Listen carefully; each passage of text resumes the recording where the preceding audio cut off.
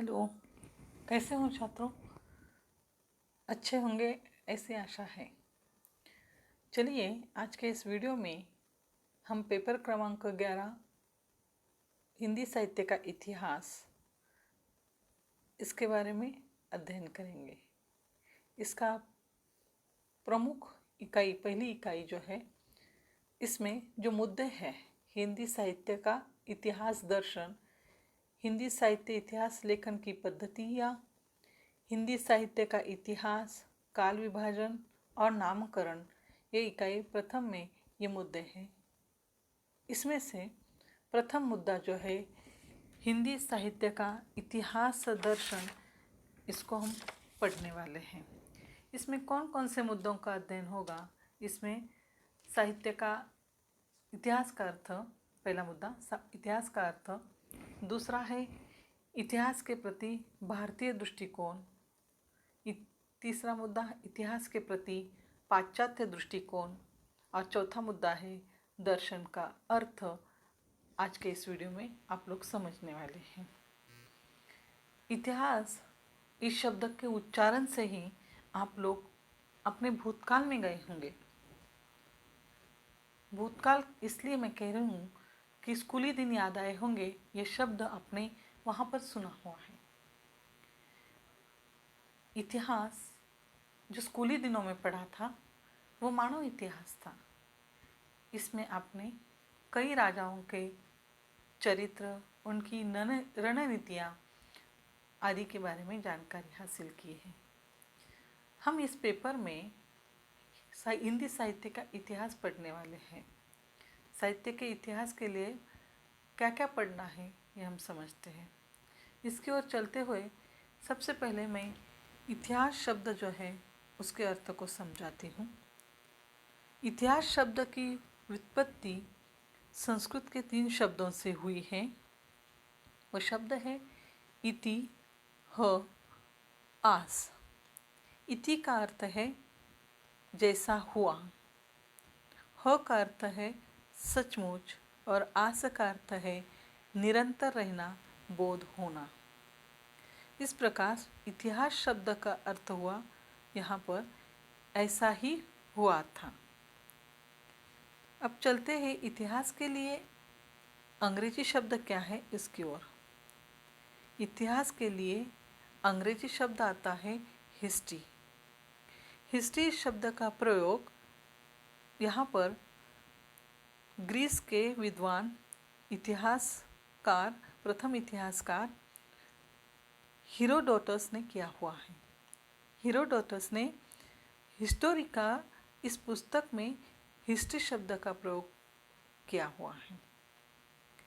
History शब्द Greece में इसका अर्थ हो जाता है बुनना, यानी यहाँ पर ज्ञात घटनाओं को व्यवस्थित बुनना।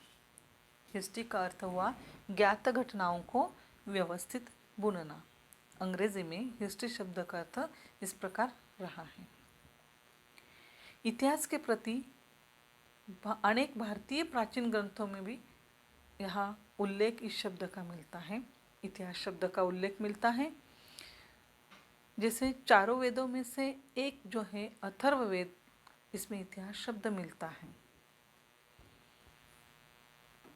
उपनिषदों में भी इतिहास को 5वां वेद माना गया है। इतिहास का संबंध भूतकाल से यानी अतीत से है। इसमें यथार्थ घटनाओं का समावेश किया जाता है। इतिहास यानी अतीत की घटनाओं, तथ्यों का वर्णन, विश्लेषण जो कालक्रमानुसार किया गया हो। इतिहास यानी अतीत की घटनाओं, तथ्यों का वर्णन, विश्लेषण जो कालक्रमानुसार किया गया हो, वह इतिहास है। इतिहास में सभी लिखित और मौखिक वृत्तों को सम्मिलित किया जाता है। उन मौखिक लिखित वृत्तों का संबंध अतीत की यथार्थ परिस्थितियों व घटनाओं से होता है। इतिहास में सिर्फ प्रसिद्ध घटनाओं को ही उल्लेख नहीं होता, इतिहास में सिर्फ प्रसिद्ध घटनाओं का ही उल्लेख नहीं होता, परंतु यथार्थ में घटित घटनाओं को भी स्थान दिया जाता है। घटित घटनाओं को भी, जो भी घटनाएं घटित हुई है उनको यहाँ पर इतिहास में स्थान दिया जाता है। आज इतिहास शब्द व्यापक अर्थ में प्रयुक्त होता है। इसमें प्रत्येक स्थिति, परिस्थिति, घटना, प्रवृत्ति की व्याख्या का समावेश होता है। इतिहास के प्रति हम संक्षेप में कह सकते हैं कि अतीत के किसी तथ्य, तत्व एवं प्रकृति का वर्णन, विवरण, विवेचन, विश्लेषण कालक्रम की दृष्टि से किया हो वह इतिहास है। इतिहास हमें इतिवृत्त प्रदान करता है। इतिहास हमें घटनाओं और व्यक्तियों का इतिवृत्त प्रदान करता है। प्राचीन काल से ही इतिहास को अध्ययन के एक स्वतंत्र विषय के रूप में मान्यता प्राप्त है, किंतु समय समय पर अध्ययन करने वालों ने अपना दृष्टिकोण जो है वो बदलता रहा है। वे इतिहास को कभी कला के क्षेत्र में रखते हैं तो कभी विज्ञान के क्षेत्र में रखते हैं। यदि इतिहास के प्रति दृष्टिकोण आत्मपरक, वैयक्तिक अनुभूति एवं ललित शैली से हो तो वह इतिहास है, और यदि इतिहास का प्रति दृष्टिकोण वस्तुपरक हो, तर्कपूर्ण शैली में, गवेषणात्मक पद्धति से किया गया हो तो विज्ञान में वो आता है। यानी दो दृष्टिकोण हैं, एक कला का दृष्टिकोण है और एक है विज्ञान का। इतिहास को कुछ लोग कला मानते हैं, कला के निकट मानते हैं, और कुछ लोग विज्ञान के निकट मानते हैं। इस प्रकार दो अलग अलग मत यहाँ पर दिए हैं। इतिहास से सभी वर्ग के लोगों को प्रेरणा मिली है। आज अगर देखें तो आज इतिहास कला से ज़्यादा विज्ञान के निकट माना गया है। प्रत्येक इतिहासकार का दृष्टिकोण जो है अलग अलग है। इतिहासकारों से तटस्थता, वस्तुपरकता, तथ्यों की यथार्थता और निष्कर्षों की प्रामाणिकता की अपेक्षा करता है। इतिहासकारों से जो है तटस्थता, वस्तुपरकता, तथ्यों की यथार्थता और निष्कर्षों की प्रामाणिकता की अपेक्षा यह इतिहास में की जाती है। उनका दृष्टिकोण इस प्रकार तटस्थ होना आवश्यक है, प्रामाणिक निष्कर्ष उनके द्वारा मिलना आवश्यक है। ऐसा इतिहासकार के प्रति दृष्टिकोण देखने को मिलता है। अब हम चलते हैं इतिहास के प्रति भारतीय दृष्टिकोण किस प्रकार है। भारतीय दृष्टिकोण में हमें ये देखने को मिलता है कि भारतीय दृष्टिकोण आदर्शमूलक, अध्यात्मवादी रहा है। प्राचीन इतिहासकार अतीत की घटनाओं में चिरंतन मूल्यों को महत्व देते थे। जैसे कि महाभारत के रचनाकारों ने घटनाओं का वृत्त दिया जिसमें धर्म, अर्थ, काम, मोक्ष का उपदेश दिया है, वैसे ही पुराणों के रचनाकारों ने महान चरित्रों को महत्व दिया है। राम का चरित्र, कृष्ण का चरित्र, इसी के उदाहरण यहाँ पर देखने को मिलते हैं। बाण, काल्हन आदि इतिहासकारों ने चरित्र, नैतिकता, आध्यात्मिकता को महत्व दिया और यथार्थता को भी महत्व दिया है। इसलिए भारतीय दृष्टिकोण जो है वह सिर्फ सत्य शोधन ही नहीं करता। भारतीय दृष्टिकोण, इतिहास के प्रति जो दृष्टिकोण है वह सिर्फ सत्य शोधन ही नहीं करता, बल्कि उसमें से शिव, सुंदर इस तत्वों को या इस मूल्यों को वो ढूंढते हैं।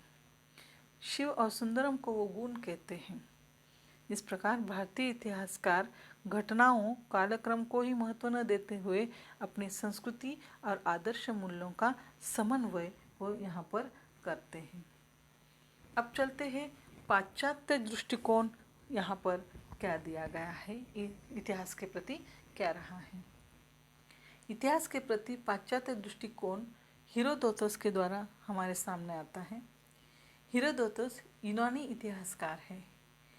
इन्होंने इतिहास के प्रति जो दृष्टिकोण या मत जो है वह इस प्रकार है। इतिहास को वह खोज, गवेषण या अनुसंधान के अर्थ में मानते हैं। उनकी दृष्टि से इतिहास वैज्ञानिक विधा है और इसकी पद्धति आलोचनात्मक है। ये मानविकी विद्या के से संबंधित है। यह मानविकी विद्या से संबंधित है। इतिहास अतीत के आलोक में भविष्य पर प्रकाश डालता है। इतिहास का लक्ष्य प्राकृतिक या भौतिक परिवर्तन की प्रक्रिया की व्याख्या करना है। आगे दूसरे पाश्चात्य इतिहासकार जो है इटालियन से है और उनका मत इस प्रकार से है। उनका मत है, इतिहास का संबंध न केवल अतीत से है परंतु वर्तमान से भी है। इतिहास का निर्माता स्वयं मनुष्य है। इतिहास का निर्माता स्वयं मनुष्य है और मनुष्य की प्रवृत्तियां सदा समान रही है। विभिन्न युगों के इतिहास में समान प्रवृत्तियां मिलना स्वाभाविक है। आगे के पाश्चात्य दार्शनिक हैं, जर्मन से है कांत। इन्होंने इतिहास के प्रति अपना दृष्टिकोण इस प्रकार रखा है, सृष्टि का बाह्य विकास प्रकृति की आंतरिक विकास प्रक्रिया का प्रतिबिंब मात्र है। ऐतिहासिक या दूसरा मत है उनका, ऐतिहासिक घटनाओं के पीछे प्राकृतिक नियमों की प्रवृत्ति को ही समझना चाहिए। जर्मन दार्शनिक कांत का ये मत रहा है। आगे चलते हैं, हिगल, ये जो विद्वान रहे हैं, इन्होंने भी इतिहास के प्रति अपना दृष्टिकोण दिया है। उनके दृष्टि से इतिहास केवल घटनाओं का अन्वेषण या संकलन मात्र नहीं है, अपितु उसके भीतर कार्यकारण की श्रृंखला विद्यमान है। विश्व इतिहास की प्रक्रिया का मूल लक्ष्य मानव चेतना का विकास है। मानव चेतना का विकास प्रक्रिया का मूल लक्ष्य मानव चेतना का विकास द्वंद्वात्मक पद्धति पर आधारित होता है। इतिहास की व्याख्या द्वंद्वात्मक पद्धति के आधार पर होनी चाहिए। इस प्रकार हिगल ने भी अपना मत यहाँ पर रखा हुआ है। इस प्रकार आपने यहाँ इतिहास शब्द का अर्थ समझा और यहाँ भारतीय तथा पाश्चात्य विद्वानों का इतिहास के प्रति दृष्टिकोण जो है उसको जाना है। अब चलते हैं आगे, दर्शन शब्द का अर्थ समझते हैं। दर्शन एक शास्त्र है। दर्शन शब्द की उत्पत्ति जो है वो इस प्रकार यहाँ पर दी गई है। दर्शन शब्द जो है दृश्यते अनेन इति दर्शनाम, अर्थात दर्शन जिसके द्वारा वस्तु का सत्यभूत तात्विक स्वरूप देखा जाए वो दर्शन है। दर्शन शब्द जो है उसका व्युत्पत्ति लभ्य अर्थ है दृश्यते अनेन इति दर्शनम। दृश्यते अनेन इति दर्शनम अर्थात जिसके द्वारा वस्तु का सत्यभूत तात्विक स्वरूप देखा जाए वह दर्शन है। सृष्टि विशाल है और उसका जो सूत्रधार है वो कौन है, हमारा अस्तित्व क्या है, हम यहाँ क्यों आए, मरने पर किस लोक में चले जाते हैं, ऐसे असंख्य प्रश्न देश विदेशों के सभी लोगों के मन में आते हैं। इसी पर अलग अलग देशों के विद्वानों ने अपने अलग अलग विचार दिए हुए।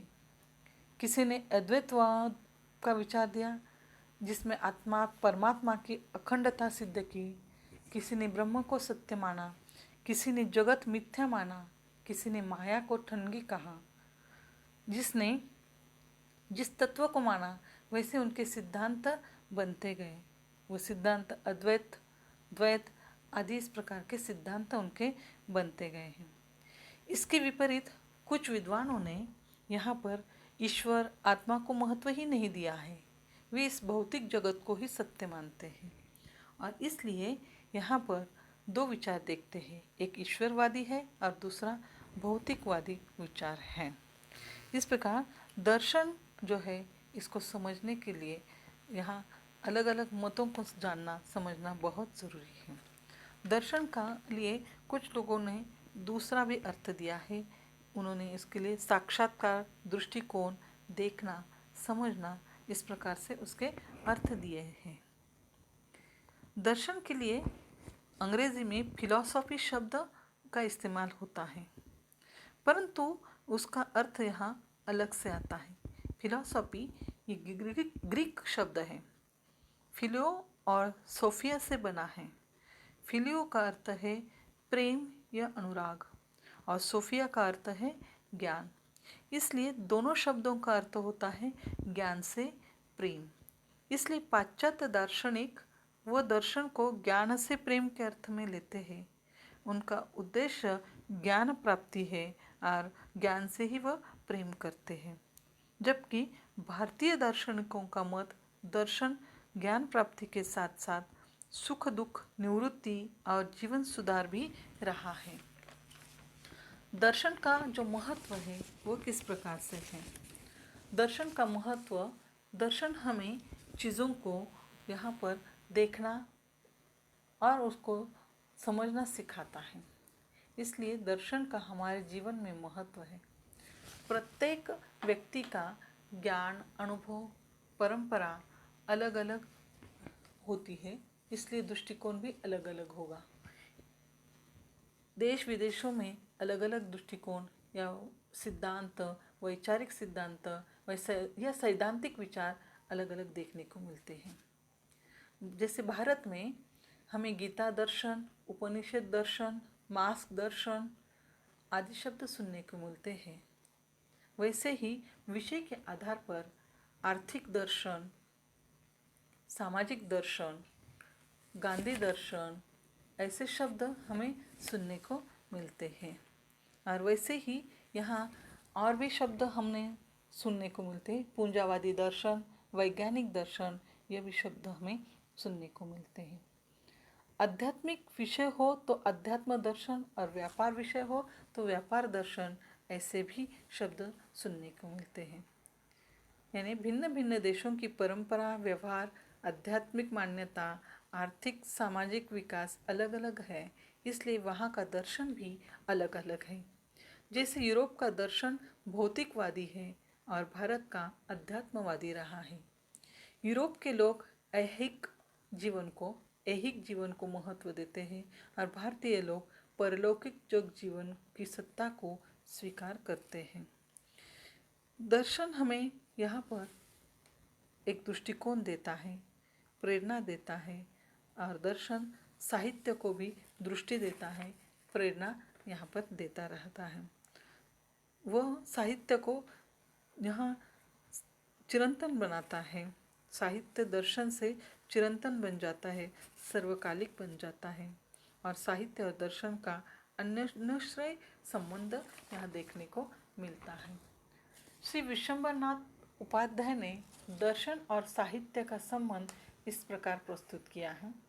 दर्शन में धारणाओं को निश्चित करने की शक्ति होती है। वह जीव, जगत, ब्रह्म, जीवन और मृत्यु आदि पर अपना विचार व्यक्त कर विरत हो जाता है। साहित्यिक उन धारणाओं को पाठकों के जीवन में प्रवेश कराने के लिए विकल हो जाता है। यानी दर्शन यहाँ धारणा निश्चित करता है, वो शक्ति देता है और वही जो विचार है, जग, जीवन, ब्रह्म, मृत्यु, यही विचार साहित्यिक यहाँ पाठकों को यहाँ बताते हैं और उसके लिए विकल होते हैं। दर्शन तत्वों का निर्णय करता है, इसलिए साहित्य में उनका प्रवेश होता है। यदि दर्शन बुद्धि का प्रयास है तो साहित्य हृदय का उच्छ्वास है। दर्शन बुद्धि का प्रयास है तो साहित्य हृदय का उच्छ्वास है। दर्शन सोचना सिखाता है, साहित्य कहना सिखाता है। इसलिए हमारा प्राचीन साहित्य दार्शनिक है। वैदिक ऋचाओं में कविता और दर्शन घुले मिले हैं। वही वाल्मीकि और व्यास के ग्रंथों में काव्य, दर्शन और संगीत त्रिवेणी संगम है। वाल्मीकि और व्यास के ग्रंथों में काव्य है, दर्शन है और संगीत भी है। इन तीनों का त्रिवेणी संगम यहाँ पर है। और आगे वैष्णव दर्शन के प्रभाव से निर्मित साहित्य भी महत्वपूर्ण है। सिद्ध साहित्य बौद्ध दर्शन के शून्यवाद से प्रभावित है। सिद्ध साहित्य बौद्ध दर्शन के शून्यवाद से प्रभावित है। नाथ साहित्य भी बौद्ध दर्शन शून्यवाद से प्रभावित होकर आगे कबीर संतों तक विकसित होता है।